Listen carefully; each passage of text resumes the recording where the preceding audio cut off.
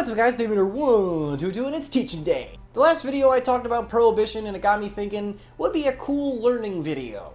Well, how about alternative side decking strategies? Because the competitive season of Yu-Gi-Oh! Is well underway, we got YCSs and regionals all over the place, side decking is more important now than it ever is all year round. Especially when going into a format with, arguably like 2 or 3 decks that everyone's going to be using. Your side deck is very important, especially if you're playing Rogue. And sure, I could sit here and tell you what the good side decks against each deck are, but that's not what this is about. I want this to be more of a timeless video. And like I said earlier, we're talking about alternative side decking choices, not just like the main floodgates you put in, like if you're playing A, you put in card B and then you win. Now, we're not talking about that. What do I mean by an alternative side decking option? Well, something that you wouldn't normally necessarily do, or it's just a little bit outside the normal. And I would say that there's probably 3 categories for this. 1, opting for using in-theme support as opposed to a general, more accepted floodgate. 2, trying a different card as opposed to the acceptable floodgate that may not be in-theme, but may have some interesting synergy with your deck. Or 3, the special case, called the Smokescreen. Case number 1 really depends on the deck that you are playing. Sometimes, if you're playing against something like, let's say, Pendulum's Anti-Spell Fragrance is really, really good against them. They simply can't use their Pendulum scales. However, it is a continuous trap. It's really not searchable by any means you'd actually be playing, and if you don't see it, even if you went first, it's not helping you at all. Instead, you might opt for an option that maybe not be floodgating them so much, but is something that you can more readily get to. Most decks have a good way of searching cards that are in their own theme. Back in the day when I used to play UAs more extensively, once Necros format had passed, I found that Blockbacker, despite being a very good card, wasn't good against everything I was playing against, so I put it in the side. If I ended up playing against a deck that summoned from their extra deck quite a bit, I would side him in because, frankly, he's very, very searchable in that deck, and even though he may not be good as something like, I don't know, Vanity's Emptiness or something like that, he himself is much more searchable and I get to it when I want. So if you're playing a deck that actually has a decent monster in it that might be good against a certain deck, think about putting that in your side deck because you can get at it better, but it really depends on the deck you're playing. Category 2 for alternate side decking is just simply using something that no one else is using. Let's just use the Pendulum example again because, frankly, all the floodgates for Pendulums are well known and very effective against the deck, and that is Anti-Spell Fragrance. Anti-Spell Fragrance, like I said before, is a continuous trap you really can't get to, so instead you opt for something that maybe is a little different. Maybe it has some synergy with your deck, but it isn't in theme. And a great one I would like to suggest is Wavering Eyes. Wavering Eyes is really solid against Pendulums because it hits both of their scales, and unlike Twin Twister, does not require the discard cost. And it does that little bit of burn damage, so if you just need to in time or something like that, it's always a little solid, cool thing you can do. Plus, you can chain it to their Wavering Eyes and rob them of any of the advantage they would get. And because you're playing Wavering Eyes in a non-Pendulum deck, you can get really cheeky and put things like Archfiend in your deck, and then search that off your own Wavering Eyes, and then use that to pop another card for essentially free.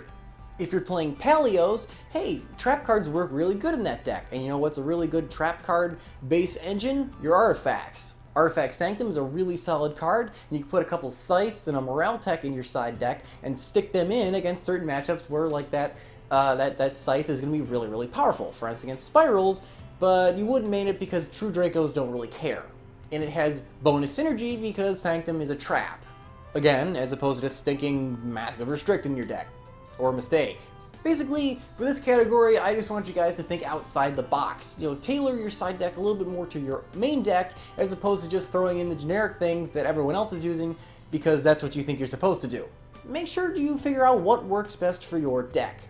Category 3 is my all-time favorite that I almost never get to use, and that's the Smokescreen. I made a video about smoke screening a long time ago, and we talked about it as a viable strategy in the game, but it wasn't a learning video, so I want to kind of stick that in here, just because it's something and it's a term that maybe newer players don't really know about.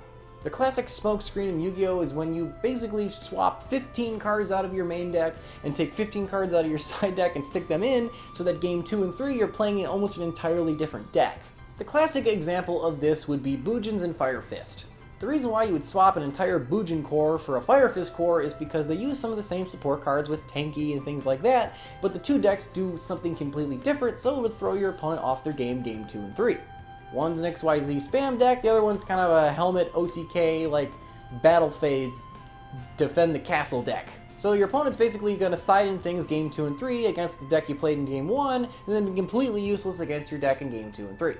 Obviously, this only works, like I said, if the two decks happen to use very similar support cards but do two things that are completely different. Otherwise, you're not going to be avoiding any side tech, because if they side in something that's good against deck 1 that's also good against deck 2, then you really shouldn't be smokescreening. Obviously, this kind of major smokescreen doesn't happen very often because a lot of times if decks are using the same support cards, they do kind of the same thing, but it does happen once in a while. A more minor smokescreen is probably what you guys are going to run into more, and that's like swapping out engines for different engines, but keeping a majority of the deck the same. So probably like 5 or 6 cards.